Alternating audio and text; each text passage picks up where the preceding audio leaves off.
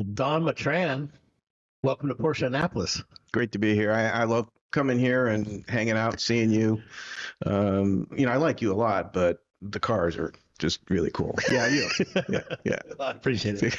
I always enjoy seeing you too. This is, I'm glad we got to put this together. This is great. Thanks for your time. That's great. Yeah, thank you. So we were just talking about, a lot of stuff going on right now, and we've had a heck of a year together. We were just talking about how In 6 months. Yeah, no kidding. We were just doing a lot of talk about Porsche Fest, which was one of my first big events with you guys. Yep. For those that don't know, well, I'll let you tell everybody about yourself, I guess. Why don't you introduce yourself? Sure. Don Mattran, and I've been around the Porsche Club since 1999, and mostly involved in track events, so driver's education and club racing and that sort of thing. Not as much of the social stuff as I would like. Right. But I'm currently president of the of PCA Potomac, and we just found out the other day, by the way, we are the largest region in North America. North America.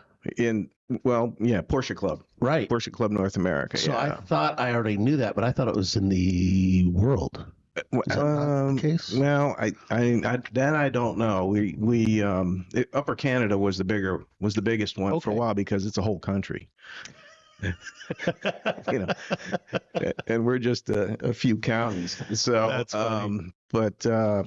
So we have about 4,500 members, and we do everything. It's not just track events. We do a lot of social events, and honestly, what I've been trying to do is get people what we call cross-pollinate, so that we have people that do our drive and dine, which is a lot of fun, come out to the track once in a while. Sure. Or have some of the track junkies, the track rats, go out and spend some time at a drive and dine, because when people cross over to different programs, they love it. Concours. I hadn't been to a concours in forever, and I did it about a year ago, and there was a lot of track guys out there, and we all had a great time. It helped that the weather was nice, but so that's I was chief instructor for 9 years for the driver's education program. And, wow! And fired myself and Steve Wilson had been doing it for too long, and I said, Steve, we need some new blood in here, and we were doing a pretty good job, but we brought some new guys in that just knocking it out of the park. They're taking it to a whole different level. So you guys definitely lean into the experience of driving head first on the track. Yeah, absolutely. Yeah, there's no doubt. Yep. I got a couple of videos I put in that folder. If you go down towards the bottom, there's some track, the grassy ones, the grassy photos. Go up, right there. That's you guys out at Summit for Porsche Fest. Just ripping them around the track. Yeah, that's turn 9. Yep. That was a short one. Well, it's a short view. Yeah. But that was great. I was out there with my wife and son, and with you guys that week, and it was great to have you. Well, you were brand new to the area when you came out, right? Yeah, for sure. So great meeting everybody, great experience. Met a ton of just one thing about the Porsche clubs is the people are just fantastic. Mm-hmm. Yep. Every walk of life, every type of personal story, every type of experience. It's just so much. It's so cool just getting to know people. Well, we pride ourselves on being welcoming. Mm-hmm. It just, a lot of people join the club and they're intimidated. They think, oh, it's Porsche, and there's a lot of wealthy people that drive these cars. And I guess there's wealthy people. There's some that aren't so. There's all different kinds of cars, really high priced stuff, all the way down to some older stuff that, it's not, you really can't tell who the wealthy people are there. Everybody's all the same. They all just hang out. Yeah, everybody's even on the track. Yeah, exactly. And now we do have a reputation of having fast drivers. Yeah, because we do a lot of events. We do 12 drivers ed events in a year. And so people are out, they're driving their cars a lot, and we instruct the newer drivers, but we also, instructors will get in other instructors' cars and kind of help them out. And so people are constantly getting better. Yeah. And since we do so much and we have that process, we got some fast drivers, and some people come and run with us and they get a little intimidated, but I probably shouldn't say that. I have to put the filter on, but our job really is to make people feel welcome and to help them as best we can to drive the car the way they want to. We never want to put them in a situation where they're uncomfortable. But if they want to drive the car faster, we'll show them how to do it safely. And it's funny because I've been out of fast driving for a long time. I got into off-roading, raising my kids, so it was all low and slow. Equal pucker factor. Oh yeah, absolutely, but far less, balls of fire. Yeah. So that attracted me for a very long time, and in just one day on the track at Barber this year. I was just telling the story this week how my first 3 laps around the track, my fingers were numb, my wrists hurt, everything was tingling, and the death grip on the steering wheel. And as you start going through the training process and learning how to properly operate the machine, I just told somebody last night, by my last 3 laps, fingers out, just curving around, I started narrating my own drives to myself like I was an announcer, because you just become so much more comfortable as you get used to it. I think that's really important for what you just said right there, the Porsche community. If you're intimidated in any way, shape, or form, there's no need to be. Find a local club, join it, and start learning what these machines can do. Yep. Because it's incredible. It is, and it always starts out about the cars, but we're like family, the people. And I'm going to a Christmas party tonight with a bunch of guys that from the club, and these are my lifelong friends that I've made, and they'll do anything for you. There's no arrogance, or everybody's really humble. And if you're not humble, we tell you need to be humble. That's part of our rule. That's awesome. Yeah, Brian Walsh, one of our chief instructors, and Brian is probably one of the best amateur drivers in the country. He's an extremely fast, safe driver, and he's one of our chief instructors, and he talks about that a lot. We need to be humble, especially on the track. Otherwise it can get pretty dangerous. So at those high speeds. Yeah, absolutely. Yeah. A lot of stuff starts getting turning into liquid at speeds like that. It gets dangerous. One of the coolest things I've learned was when I was going through my track training, they explained it in a way where they said, the Porsche is a tool and the pavement is a tool. And the only thing separating those two items is the rubber. And that's what you're monitoring. That's really, it was such a neat perspective, because the car can do so much more than the rubber will allow it to do. The track would allow a car to do so much more than the rubber would do. But finding that fine line between where the rubber is about to slip and doesn't is really the sweet spot. Yeah, in racing, not quite so much in driver's education, but in racing, we the goal is to drive at the limit on every single corner, so that you're on the verge of crashing if you want to be competitive, and that's if you set the car up right. Yeah. So it's you don't realize, you watch it on TV and you don't realize how much work it is inside the car, and how much stress and dealing with the heat and the adrenaline and all that sort of thing, and high heart rates. People are driving cars at 170 or beats per minute heart rate, and that's why you have to be in good physical shape. So if you can be running at 150 beats per minute, then you're going to be making better decisions than the guy that's running at 170. That's true. So there's just a lot to racing that you don't even realize until you actually get into it and do it. Yeah.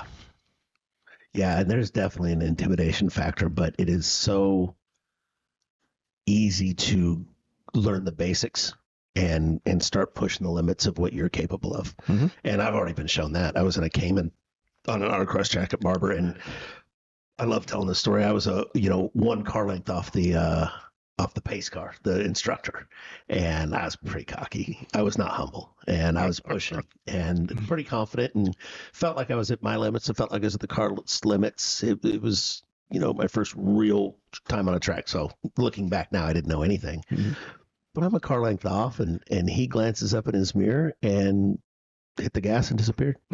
Just was gone. He was halfway around the track ahead of me, and I learned a very important lesson. I was at my limits, not the car's limits. And I rode the track with him the next one as a passenger, and he just put on a show of what's truly capable. And it's neat to, like any sport, because it is a sport. It really doesn't matter what you're doing. If you're in a sport, you're trying to get better. And in racing, you're trying to beat your own time or somebody else's, and there's right. ways to shave that. And if somebody does it better than you, there's no way to say they cheated. they just did it better.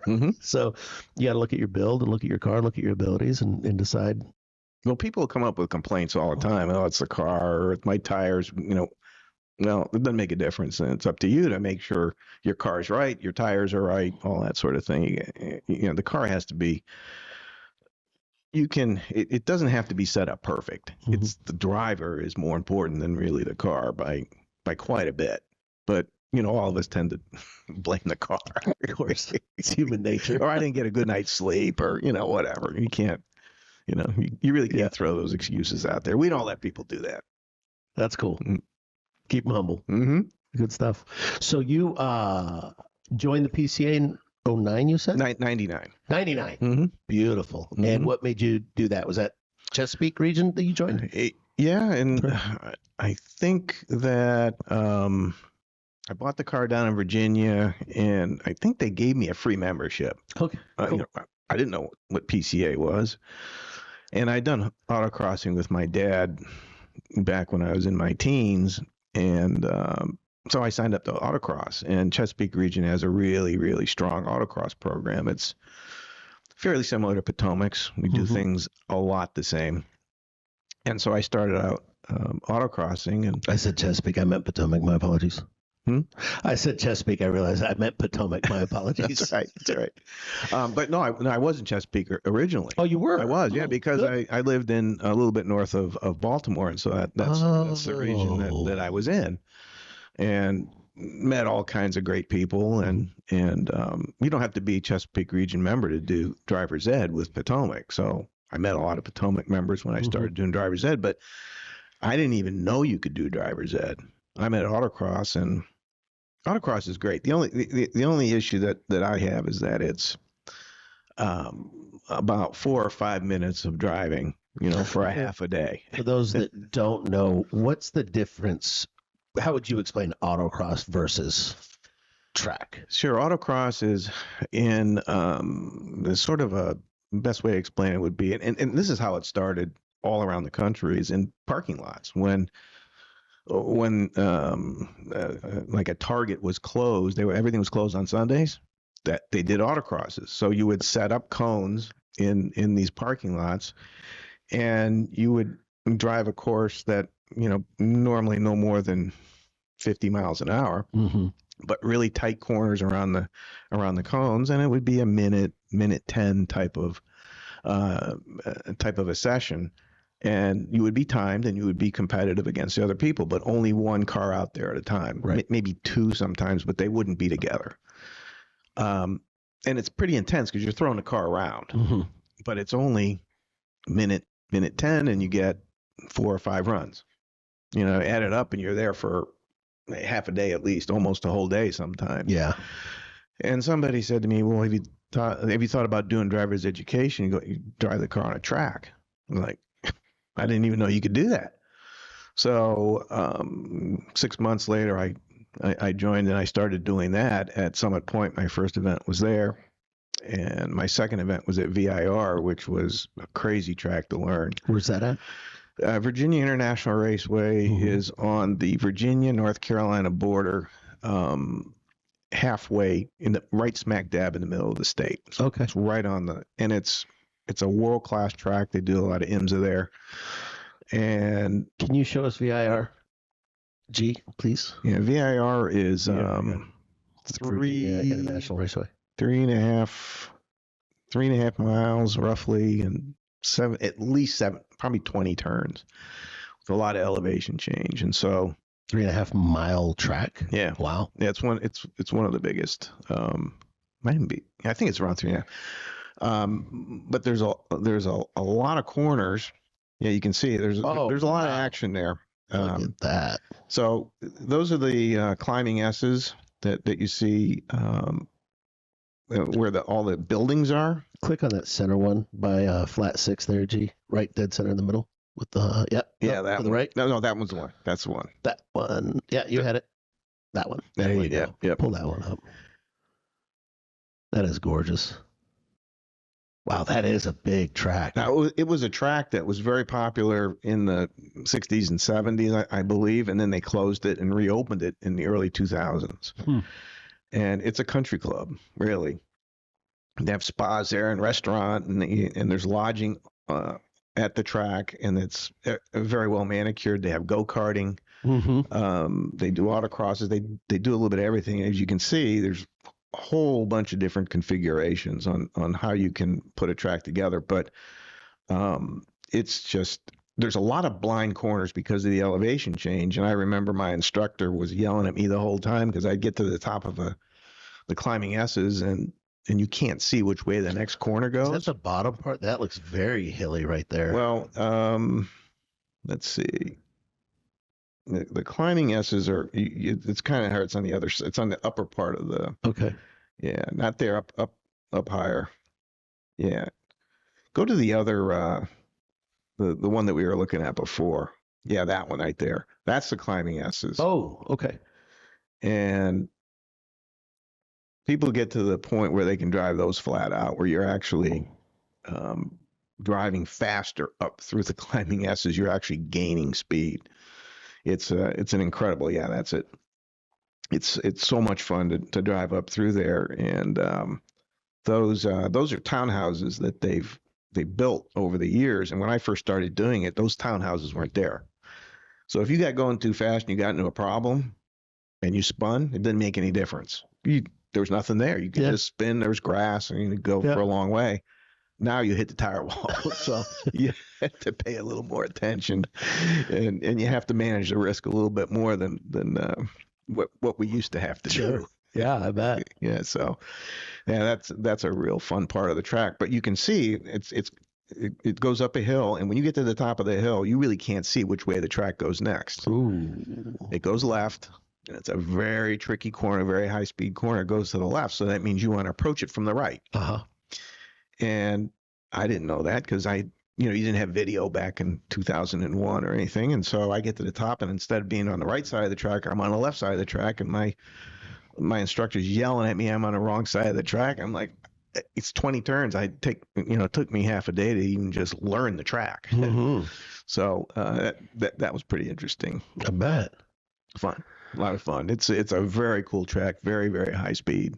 So you went from autocross to VIR was your first track? Summit was my first. Summit was my first. Summit's a little forgiving.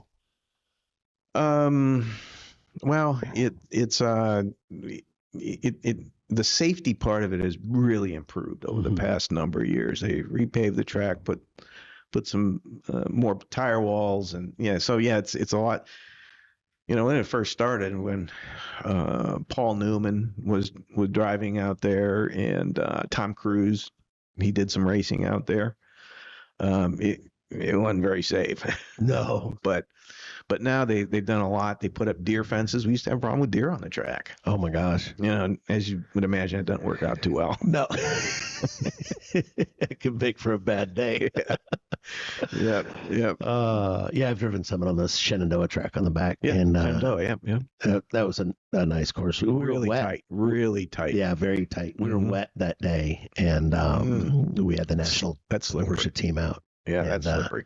Yeah, I was just checking the safety features and everything. I was just slamming on brakes and turning on analog brakes and testing PCS on all the Porsches to see, if I'm going to sell. When did you do that? My 8th day here. Your 8th? Okay. Yeah, and it was impromptu. I found out about it that day. They were all set up before it was all handled and set up, and then I just got a phone call and says, "Hey, you really need to be out here." And I jumped in the car and went. It was great. It was awesome. Didn't have to tell you twice, huh? No. Come on out. I'm down for it. If you're inviting me, I'm in. I'm not the planner guy, but I'll go wherever you want to go.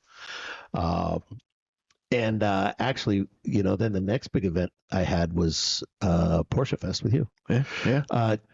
Gee, if you pull that folder back up, that's your car. Yeah. Right there. American flag livery. Such a pretty car.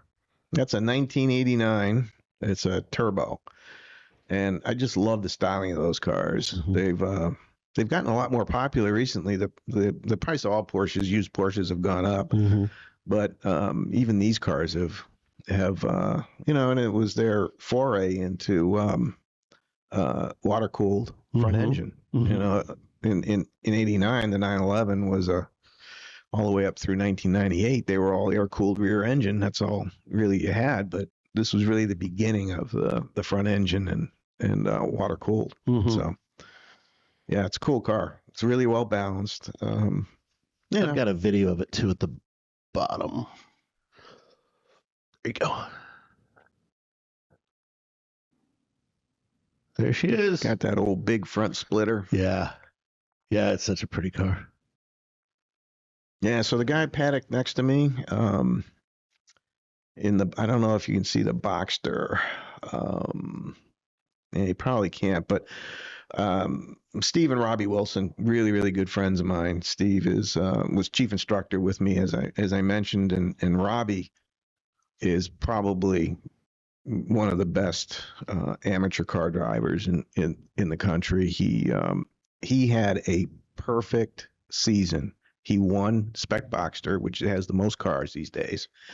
He won it. He won every single race that he participated in. He got a perfect. The most you can get is 220 points, the way they score it. He had 220 points. Wow. Again, won every single race. And he had 5 track records doing that. Just dominated. Yeah. Spec Boxster. He can drive. And he used to have a 944, not a turbo, but a regular 944, and he just drive the wheels off that thing. It's so much.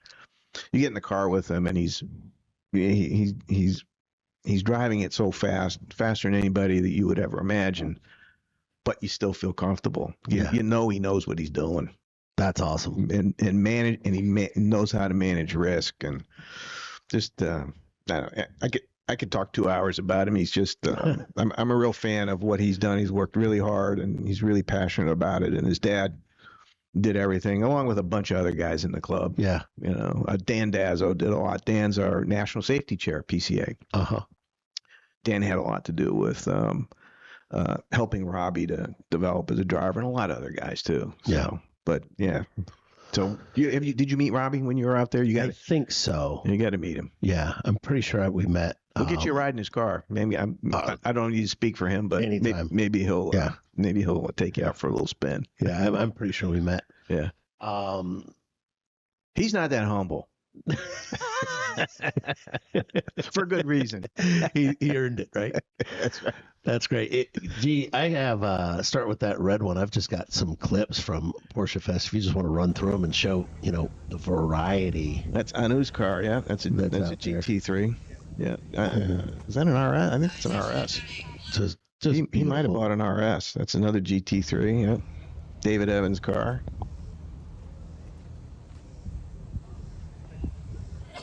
Yeah, these are cool cars. Yeah, it's Porsches as far as you can see when you're out there.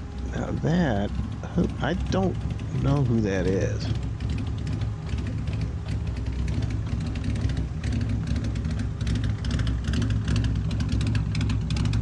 Is that an MG or is that a I don't know. It does look like. It's not an MG. No. It's not an MG. It's a Jaguar XK 125 20, I think. That's David Dean's car. He had two there. Uh-huh. That's also a GT3. Yeah. And he's got and an then he's got the older red one. The older red 911. Yeah. Yeah, I did a little interview with him that I haven't published yet, but he's super cool. What a gentleman. What a nice guy. David was Everybody. David was our president 6 or 7 years ago, something like that. And Bob Mulligan's car. Bob's one of our driver's education chairs. Yeah, along with David Dean. Along with David Dean. Yeah, Bob's a hoot. Heck of a driver. Both of them are. Yeah, David's who I was going to ride with. Yeah, right. That day before the storm came in and kind of squirreled everything up. Yeah, so this looks like around turn 9 at Summit Point. Yeah, that's right at the entrance. Yep. Out front, right after you go through the guard check. Mm-hmm. Yep. But good vantage point, good speed coming into that turn. Good place. Yeah, we had a blast. That was fun. Those 3 days of you guys out there just tearing up the track. Yeah, we have autocross. We do an autocross, and we the drive and dine people come out. They have dinner with us on Saturday night. We do a concourse, and we just do everything. Explain what a concourse is for those that don't know that. Concourse is what I don't do. So they clean the cars beautifully. You know, they don't have dents all over them, and they don't have rubber and dirt and all that. So you clean them up, and you show them, and then they get voted on. You have judges that vote on the cars that they like the best. And we've got some newer ones, but most of them are older cars that are just in fantastic shape. And it's, they get a little competitive, and boy, they sure want to win the awards. Yeah. I didn't realize how much they were into that. I find out who won the awards before the person that won it tells me here. Yeah. And then shortly after, I find out from them they won it as well. Yes, it's a very proud moment for sure. Yes, it is. Yeah, yes, it is. That says it's not what I do on the track, but it's still it's cool, and they're really cool cars. There's one guy at Porsche Fest who I didn't know him up until this, and he had a 356 that basically was a barn find. I don't know, the owner died and the wife was selling it many years later, and he turned that car into I think it's a $4 million car now, and he drives it around. He does autocross with it. Wow. His name is Mike Copperthite, if I'm saying his name right. He gets around. You'll meet him. Yeah. He tells the story, and it's very funny how he tells the whole story. Yeah. I'd love to hear that story. Yeah, and you need a couple of hours. Well, we got him. Mike, reach out. Let's go right here. Come on. We'll do it right here. I'm not sure where he lives. I'll have to find out. But yeah, he's very interesting guy. It's a beautiful car, very well known. That's cool. Yeah, I've met him. So tell me about you. Where'd you grow up? All over the place. Yeah. I was born in Ann Arbor. My dad was a Wolverine, and then lived. It's not a good time to be a Wolverine. No, my father-in-law's a Wolverine too, and not a good time. Geez, we had the cheating scandal a few years ago, and now we got this thing going on. Jeez, cheating on your wife scandal. right. And moved to New England, and really grew up in the Hartford, Connecticut area, and then moved all over the place on the all through the Midwest and the East Coast, and ended up here in the Baltimore area in 1982, and just people that move here really like this area. Yeah, and the other thing I noticed is that a lot of people who live here. They go to school in other places, but they always come back. People want to, and a lot of the professional athletes, they come and they play here, and they stay and they live. They just like it, like the area. It's a special place. I've said that for 20 years. Yeah. There's nothing like it. The proximity to action and the ability to just kind of just enjoy the scenery, and walk down and look at sailboats and go skiing in the same day. It's pretty cool. You get to the beach. You're not that far from New York City. You know, it's a 3 hour and 2.5 hour train ride. You can get to DC obviously in a very short period of time, and get out to the mountains. There's access to a lot of race tracks. Yeah. We're in a pretty good spot for racetracks. So, you know, it's about 17-hour tow down to Sebring. So that's pretty far. We do events at Watkins Glen too, which is a world-class racetrack. They used to do Formula One races there, and they do NASCAR and IMSA races there now. And that's a very high-speed track, very, very cool place, a lot of history. We're gonna get you up there. Oh, You got to come up. I already told you.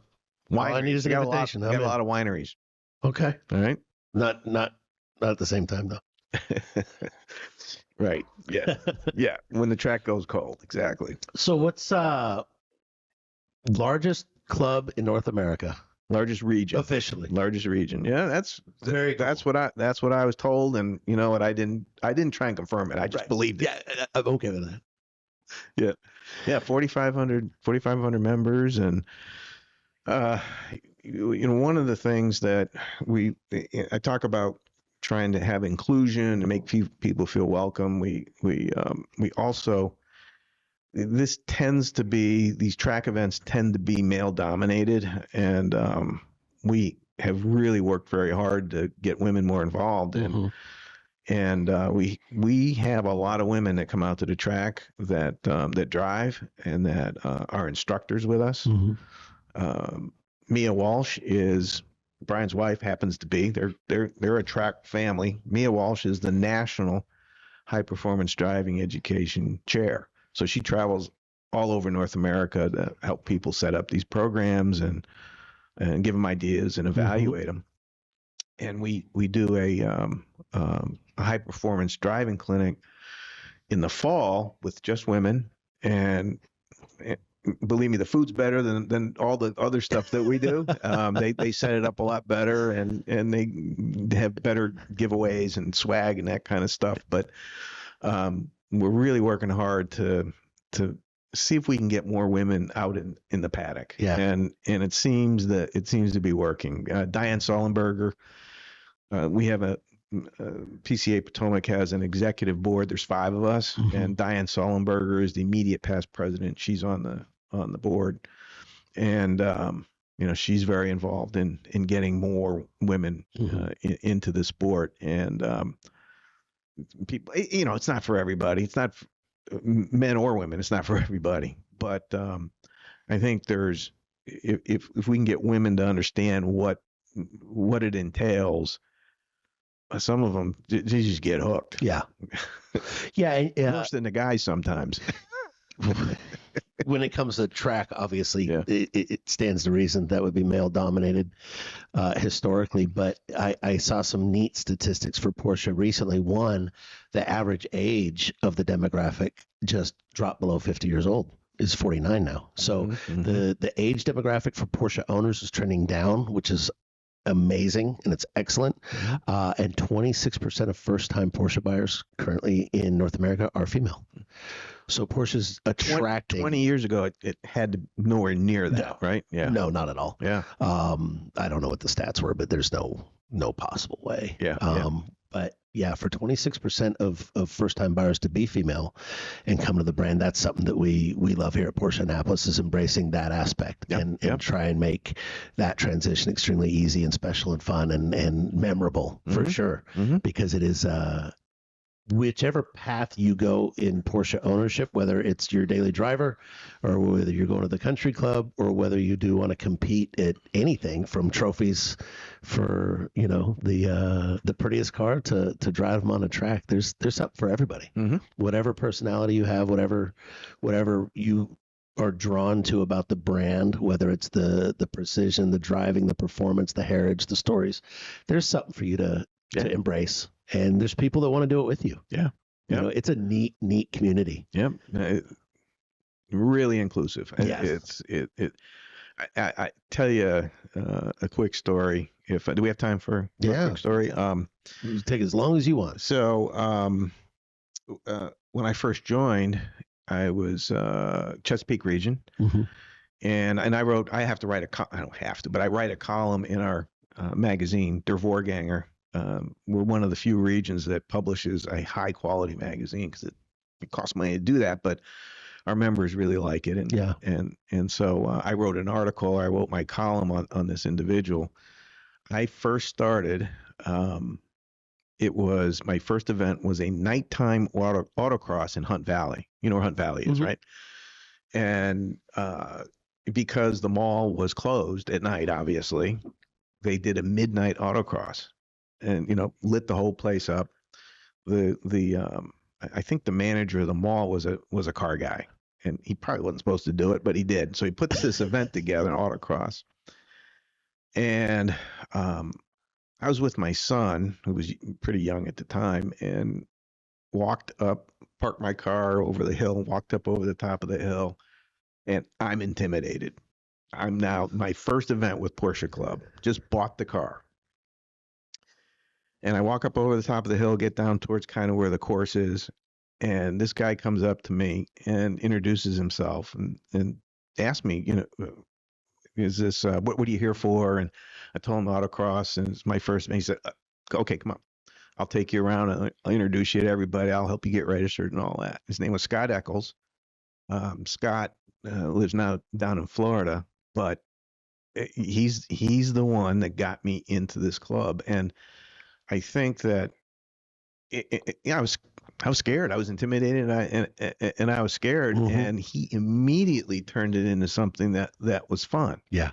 So, and we have tons of people in our club that are like that, whether they're in the Potomac region or the Chesapeake region or any other region around the country. So, I tell that story as many times as I can about Scott.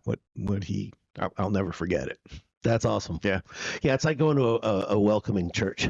Yeah. When you show up. Exactly. I think a lot of us have been to a church where you felt alone and kind of sat in your own pew and left. But you walk into sometimes where, hey, who are you? What brought you here? And it's every event's like that. Every event is conversational and real.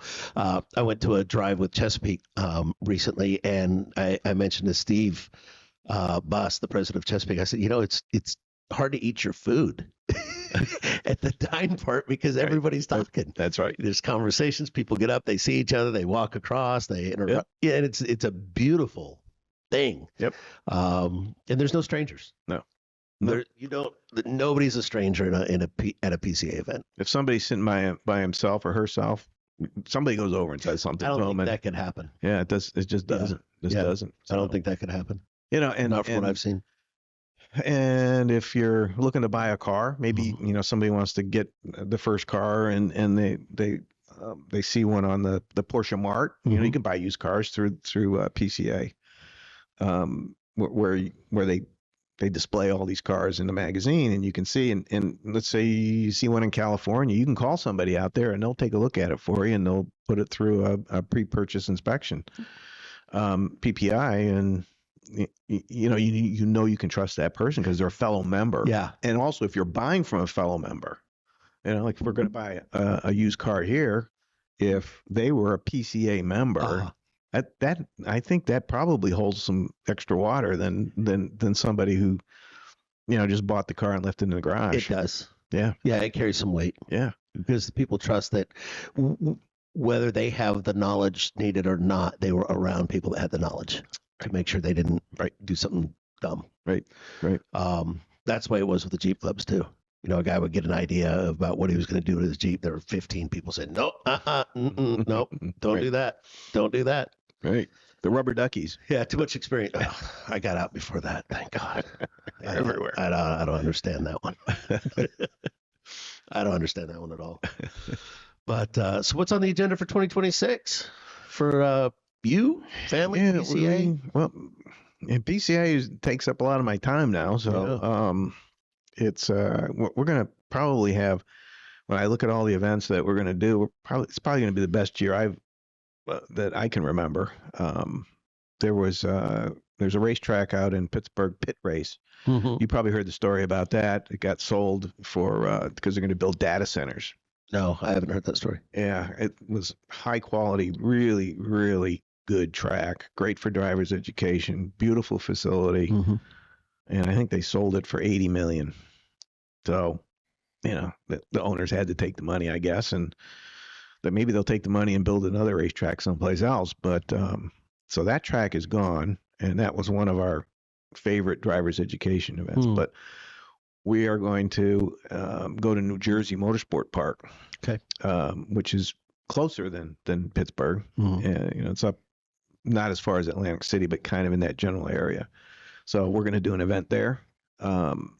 We got some better dates for Watkins Glen. So we really have a great schedule set up for drivers education. Autocross going to be doing the same stuff. We didn't do our picnic this year. We're going to do a picnic again, Cool. where kids can go to. Yeah. I'd like to see more. We have a PCA juniors program, which I can't even tell you what it entails, which is bad. I need to know more about it. Get more juniors involved. Yeah. That sort of thing. So yeah, just, we got a great group we probably have, I don't know, 300 volunteers. That's that impressive. help run all these. I guess I should add it up and figure it out, but yeah, there's between all the various programs that we have, we probably have the best club race in the country. Mm-hmm. Extremely well run, and it's at Summit Point. Watkins Glen and VIR are the two, and Sebring are the ones that are in our area that are the high quality, iconic racetrack. Summit Point is, kind of a local place, but Mm-hmm. I think we have the reputation as being, if not the best, one of the best club races, just because of the organization, and we have almost 100 volunteers that help out to run it, and we get people from all over the country come out and race with us. So that's a great program. So I'm sure I'm leaving some stuff out, but it's going to be a really, really good year. Well, yeah, your guys' schedules are so packed. Yeah. The number of events you have in a year is just mind blowing. Yeah. How anybody could jockey that many things going on, but of course the volunteers make it happen. Yeah, Mike and Jackie Peters, they run the Drive and Dine program, and Mm-hmm. so here's the problem: is that we've tried to do this cross pollination, encourage people to do other things, and so Mike and Jackie are now getting in the driver's education, and now they're hooked. The slippery slope. So we need to find their replacement. Leroy Mills is a gentleman who's decided to help us out with Drive and Dine and be the chair going forward. So so hopefully they'll still do, Mike and Jackie will still do Drive and Dine, even though they're going to be out running around the track like crazy chickens with their head cut off. Well, I won't.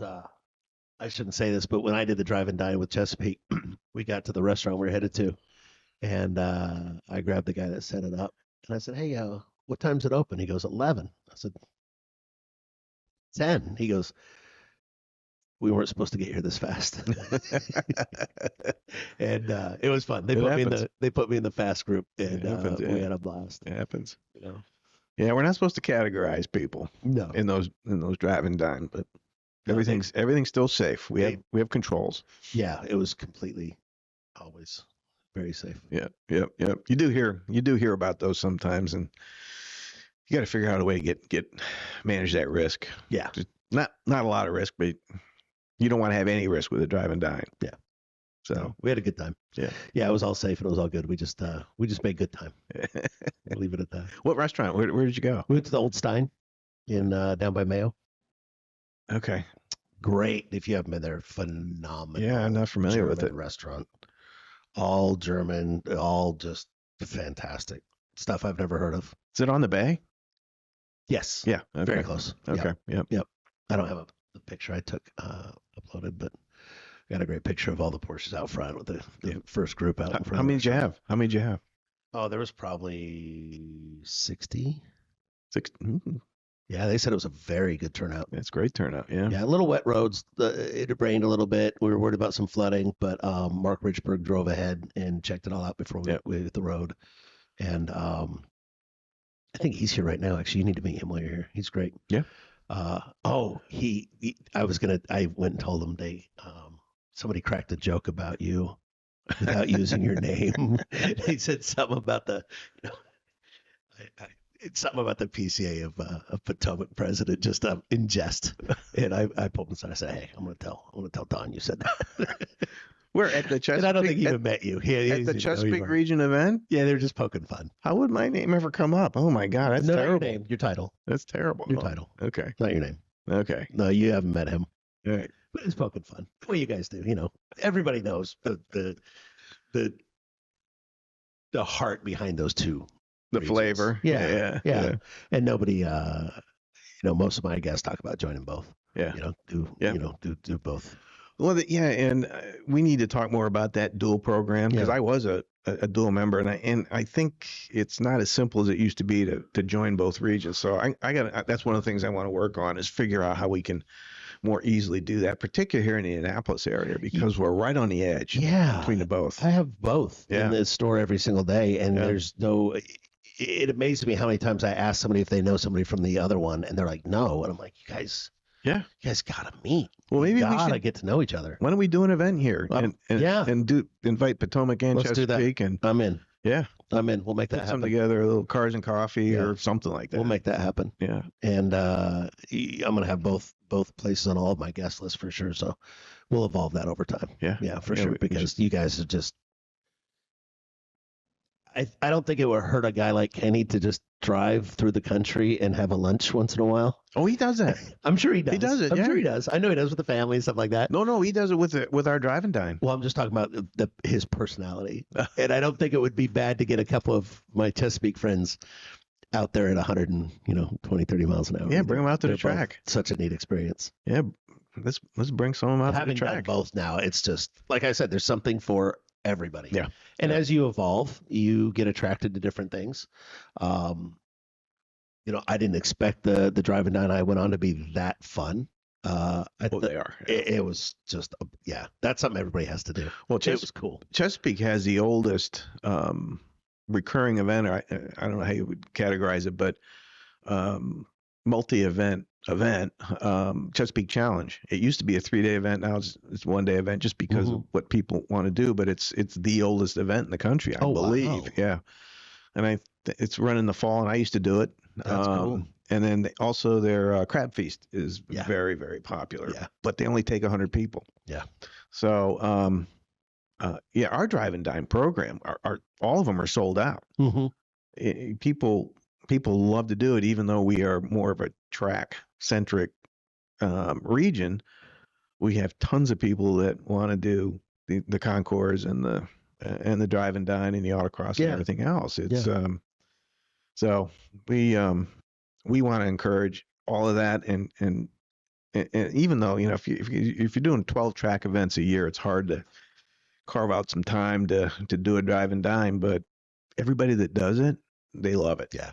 So it's worth it. If you haven't gone on one, you need to find your local Porsche club and go hang out. Yeah, because it's so worth it. Yeah, it's so worth it. It's fun. Oh, so that's you guys got a big 2026 coming. We got Christmas right around the corner now. You and I are both in full tilt, busy mode. Yeah. No, it's like that all year. No matter what. Yeah. No matter what I can't believe this year's over. Yeah. We were talking about that earlier. So how about how about cars? What anything new that we should expect coming up this year, or anything kind of unusual? We heard about EVs that came in, and Boxster were going to be EV only, and then that changed. Yeah. So the pivot is real, and it's not just Porsche. You don't have to look far in the news to find out everybody's kind of backing out of the EV push. Yeah. I've been in this business 26 years, and there's always a dealer meeting or a conference we're at where somebody's talking about how EVs are going to completely disrupt the market. You're not going to have technicians anymore. They only need tires and brakes, and we have to be careful as dealers. And the reality is, I've always said there's a niche for, just like the Porsche clubs, there's a niche for everybody. Some people love electric. Some people do it for the environment. Some people do it for the torque. Some people do it for the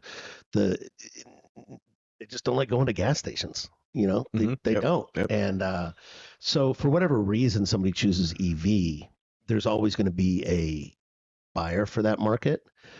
but the heavy push, in my professional opinion, was never going to go well. The infrastructure of the United States and our love affair with automobiles as a country and in our heritage is just not going to allow that to transition in a fast way. Yeah. We like driving too much, and we're proud of every car we've ever owned.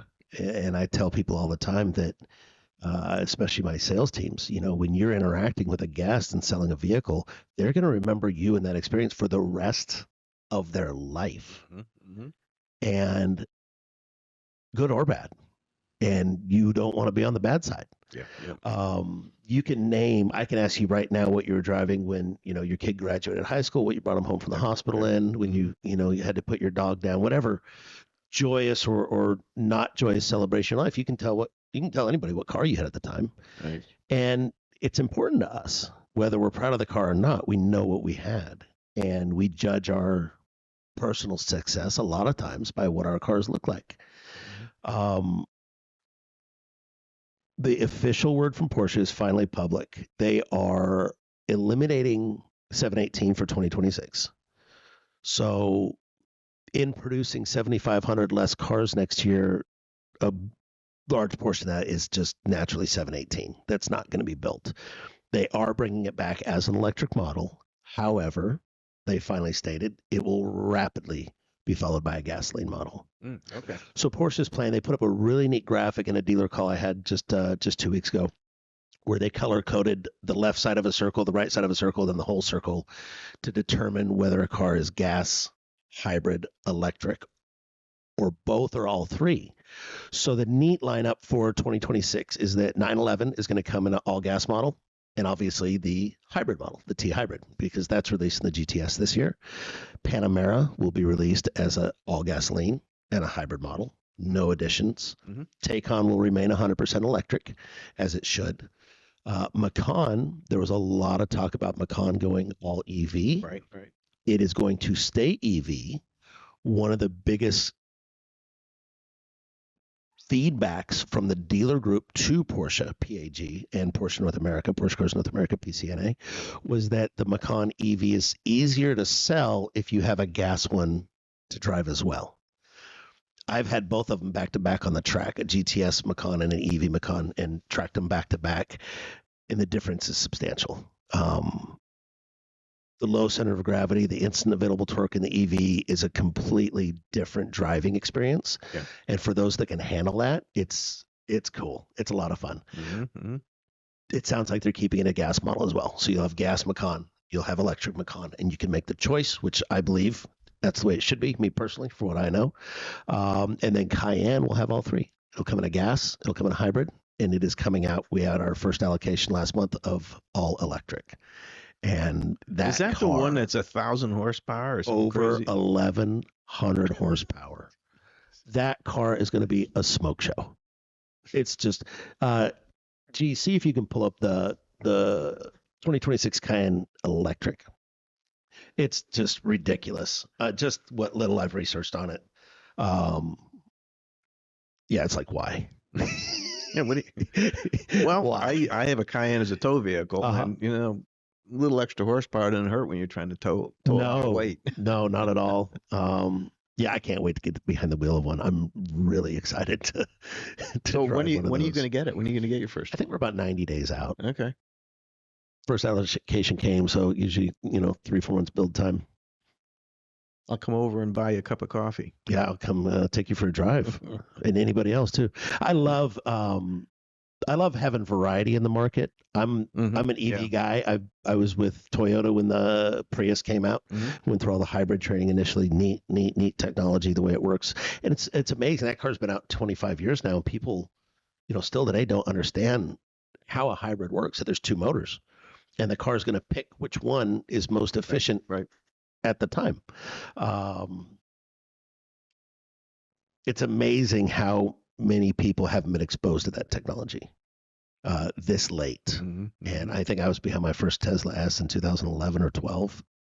A doctor, a guest of mine, got one. He was on the waiting list for months, and he got one and brought it to the store to launch me and show me how cool it was. So I've been around the tech for a very long time. It's not new tech.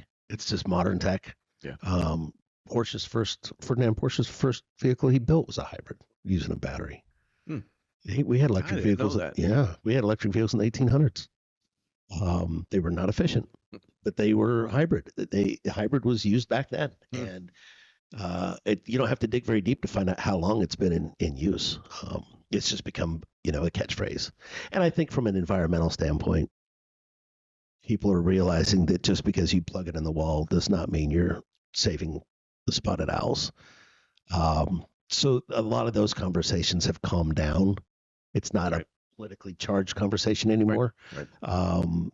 It's more practicality. If you have access to a charger and you don't go on long road trips and you're not, a roving salesperson that has to travel the state every day, then it can make a lot of sense to own an electric. Yeah. And they're a lot of fun to drive.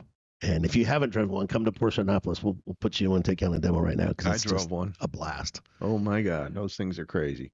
Did I launch you in the Taycan Turbo? Well, you were doing some work on one of my cars. Yeah, I did.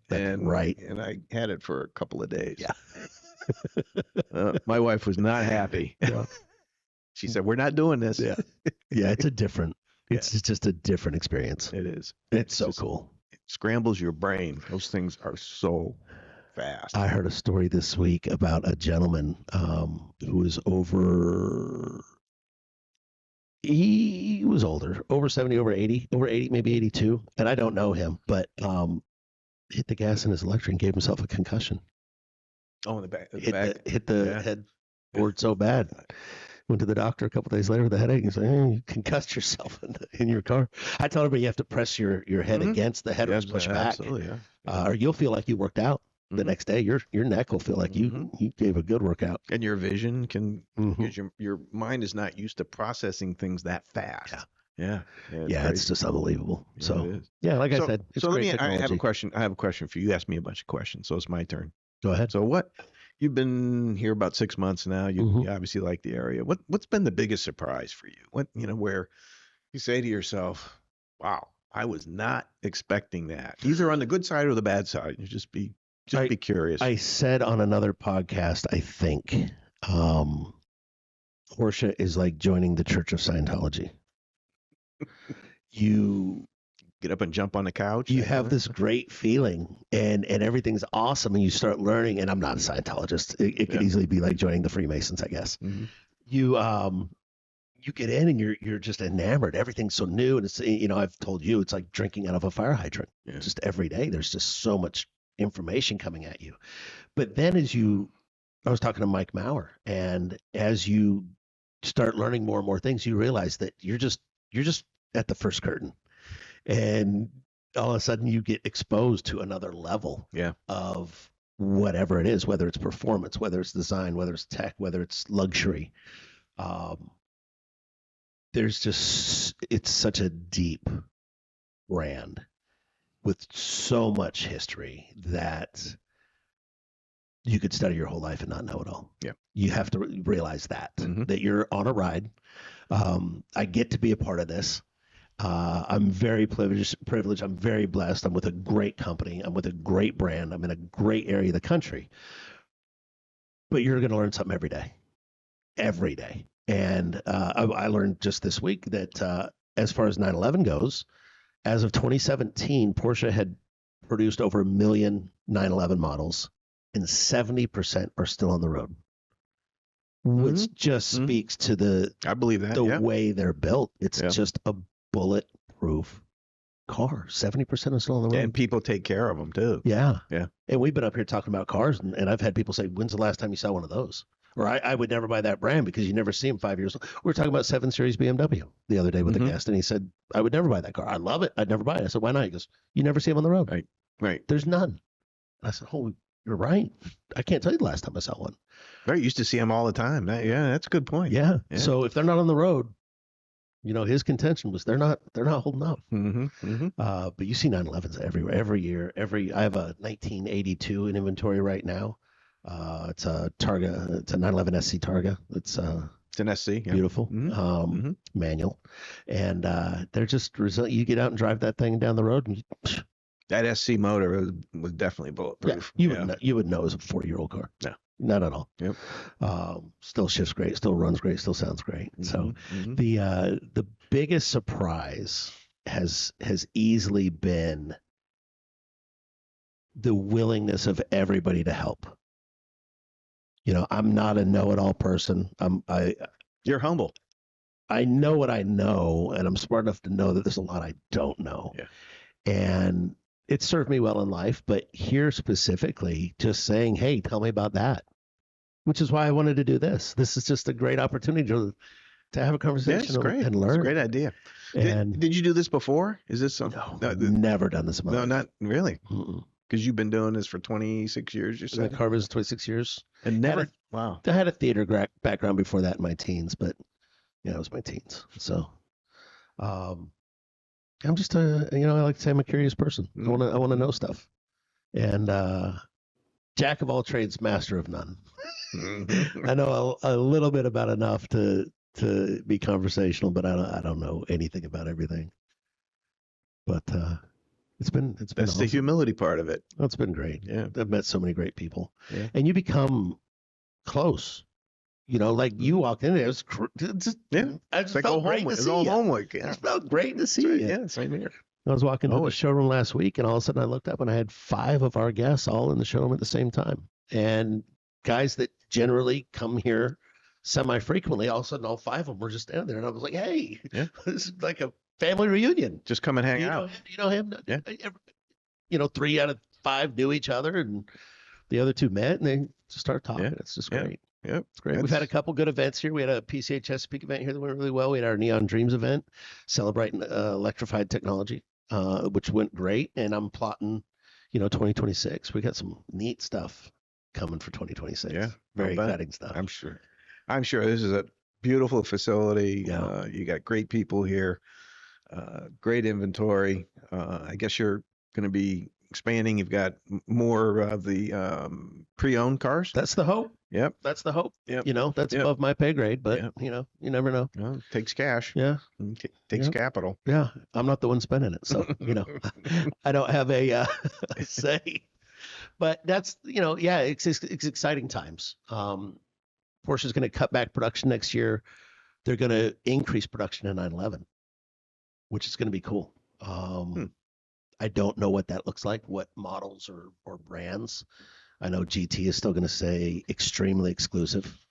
I think we're allocated 2 for the year officially, along with the other big boys in the area. So we're right on par with the metro markets as far as allocations go on that, which is great.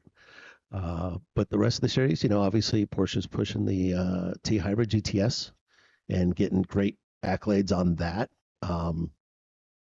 And that's a neat car. That's attracting a lot of new 911 purchasers too. Is it manual? No, it's PDK. Okay. And it has 3 hybrid motors in it. So the design there is nothing to do with better gas mileage. It gets 1 mile per gallon better than a standard flat 6, but it eliminates the turbo lag. So I got to track that one at Charlotte Motor Speedway, and it's a lightning rod. It's scary. You kind of have a turn on that, and it just squats down and takes off. It's very, very impressive, and I think everybody should drive one of those one time at least. So Charlotte, they have that inner. So it's not just the oval. No, they got Hendrick went in there and kind of took over. I saw my first NASCAR event there on the oval, my very first one ever when I lived in Charlotte. So to go back and race on the tracks, and no, they have actual race course now. Because I drove that 25 years ago. The oval? Yeah, no, the inside track. They had that there. I drove it at night. Oh, yeah, very cool. Yeah, we did a couple of nighttime sessions, and then the next day we did some daytime sessions. Gee, do you mind pulling up Charlotte Motor Speedway now? See if we can get an aerial of that. It was called Lowe's back then. Yes. Oh, my first NASCAR race was Sprint to the Cup back when they were sponsors. No, so apparently there's a bunch of tracks outside of the NASCAR grounds now, kind of on the campus. Oh, there's a museum there. They have a facility. Let's see if we can find where this track is. It inside still? I didn't feel like we were inside the track when we were racing, because we went inside the track on day Yeah, you can see it over 2. there. You can see Yeah. there's, yep. Yeah, that's how it was when I drove it.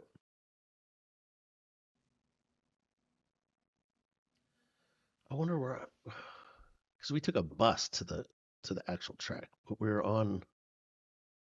And my problem is if I'm not driving, Don, I don't I don't pay attention. look at Yeah, all. me either. Yeah, you could drive me into a. They have condos here too, don't they? That's quite a facility. Yeah, they've set up a lot of stuff that wasn't there back when I was there. I really feel like that's not the track we were on, but I guess it could have been. Well, there's different configurations. Looks like they can do it a lot of different ways. Yeah, Yeah, that's the one I interesting. drove. That's the one I drove. Mm-hmm. I'm gonna research that because I really don't think we were there. We'll figure it out. Yeah. No big deal. Yeah. But because I know we were inside the track on day 2, because we were watching the NASCAR driving event. They had a you pay to ride deal. Mhm. So Mhm. we were in field, but watching the NASCAR cars go around Right. with people. So that was fun. Yeah, it's been a great year.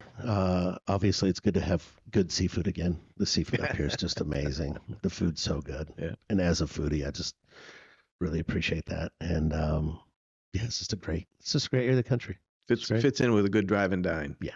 Good 100%. seafood. Good seafood. Yeah. Good seafood, good scenery. Yeah. Miriam has never seen the seasons before, born and raised in the Caribbean and Florida. So it was her first fall. So I took her on a fall colors drive that I got from historically when they went on years ago. So right as the tree started changing, went up north of Baltimore, your neck of the woods, and went on a nice drive and really enjoyed that. And then the dive and drive we were on, everything was just a beautiful gold that day, and just a great day, sunshine and a little wet, so everything was kind of reflective. It was good. It was neat. Yeah. So, her and our son saw his first snow. Yeah, I was gonna say Very first snow. So that's been fun, and yeah, it's just it's neat. pretty. It's neat pretty enjoying good, all that stuff again for the first time. Yeah. Yep. I'm from snow, but it's fun watching them experience it and see it. So yeah, very cool. It's gonna be cool. And then she'll have been here a year right as we go into Cherry Blossom Festival, which is one of my favorite times in the DC area. I'm excited for that. It is absolutely beautiful. Yeah. There's no denying that's just stunning to be a part of. So yeah, as we get settled in and get out in the community more, we start, we're at the point where we see people we know when we're out already, which is cool. Yeah. You hit a store, hit a restaurant, oh, hey, how you doing? So you live right up the street, right? Yeah, I'm 6 minutes. So you can, that way you can work like 100 hours a week because you're so close. Right. Yeah, it doesn't, it's not hard to get here. Yeah. So yeah, exactly. The joke is I live here. So we have a joke in the car business, and that is that every day is a half day. You get the other 12 hours off. But no, it's a lot of fun, and getting to know the community and the people, and starting to be able to kind of flex our position in the market here is going to be a very, very exciting thing to do for sure. Yep. Especially with the headwinds. It's not all doom and gloom. We've got some really cool stuff coming. Porsche's positioned really, really well, in my opinion. I think we're going to really have a lot of neat opportunities next year. Yeah, I'm really excited. You guys feel okay about tariffs and how all that's going to? Officially, they're set and signed. So all the decisions have been made regarding that. We are going to see an increase in MSRP this year, but everybody sees an increase in MSRP every year. Right. People like to say, oh my gosh, well, it's everybody. I've been in Toyota world for a long time. They're more expensive now than they were 5 years ago. Yeah. So that's everybody. The EV big push, I think, is seeing its end. I think the pendulum's going to come back. There's a lot of biofuels on the horizon that I think are going to present really unique opportunities for combustion engines to stay in the mix. And I'm just really looking forward to it. I love researching this stuff. I love learning about it. And I think it's going to be a really fun time the next 5 to 10 years in the car business. Yeah. We got our first flying car finally. We were supposed to have that 25 years ago. The Jetsons. Somebody just released a car. It's got 8 fans underneath it. It looks like an old Lincoln. It's just long and beautiful, but it just, you fire up the fans and the car just up off the ground and over the car in front of it. Pretty cool stuff. So we're going to We're gonna have some fun times. Robo-taxis. Flying robo-taxis. Yeah, it's crazy. So yeah, very exciting. Everybody gets a gift on. Yeah. And that is for you, my friend. Wow. Some Porsche swag. You gave that to me before. My coffee cup. I have an upgraded version in here for you. Thank you very much. And just a little gift to you from us. We finished our coffee table book. Finally got that done this week. You have a copy in there. Turned out wonderfully. Porsche Annapolis coffee table book. I will check all that out. Wow. And you got some there is no substitute swag in there too. So for the fall advertising that Porsche's doing. But thank you. Yeah, my pleasure. It's always good to see you. Yeah, always. You got a lot of good stuff going on, and we'll get through the middle of next year, see how some of your events go, and get some footage of those, and come back here and have another chat. Yeah, and we got to get you out to some more of our events, and you know, we do so much. If you miss a week, then you can go the next week. There's always something going on. Yeah, you can be as active as you want. That's right. There's no doubt about that. That's right. Everybody's a big fan of yours. You get good press everywhere you go. Everybody thinks very highly of you, and I'm proud to know you. And same here. You're making a splash here. That's for sure in this community. Good. And everybody knows who you are. Really good. Really quick. Well, and they all say how humble you are. That might be a new description of me. Maybe I've aged, mellowed out a little bit more, but yeah, it's been awesome. We've just had so much fun, and just very excited to be, blessed, very blessed to be a part of this, and know what it took to get here and where we need to go to keep it. So very exciting time. I said that in a meeting the other day. It's we all are very grateful to be able to have these cars and do fun things with our friends and all that. Yet, our region probably gave $100,000 to charity. Yeah, that's something we didn't touch on that I wanted to. The charity work you guys do is just amazing. Yeah, it's and we have a community service chair who's just we've always had really passionate community service chairs, but we have one now. Her name's Marcy Calcagno and Randy Dutch, the two of them working together, and they keep coming up with ideas and ways that we can help people in the community. And, we sometimes she comes up with some crazy ideas, but we consider them all. And we're going to do whatever we can to continue to support. Yeah, that's great. Support the community. Yeah. Yeah. It's important. We're so fortunate. We need to make sure we're keeping that in mind and giving back. And that's another big source of pride for the PCA members that permeates through all the clubs is the outreach. Yep. The things that they do to share the joy and the passion they have in this with others. Yeah. And it's really neat to witness and watch and be a part of, for sure. It's very special. Yep. There's some really neat stories around that stuff. Yeah, it's cool. And we've got to be a part of some of it. So good times. Yeah. Real good. All right, man. All right. Great seeing you. Thank you. Always. We'll set it up again for 2026. All right. Thanks for coming, Don. I'll come out and hang out with you. Anytime. All right, everybody. Thanks for watching. Porsche Annapolis, Don Mattran. Thank you. See you again soon. See you. Okay. Bye.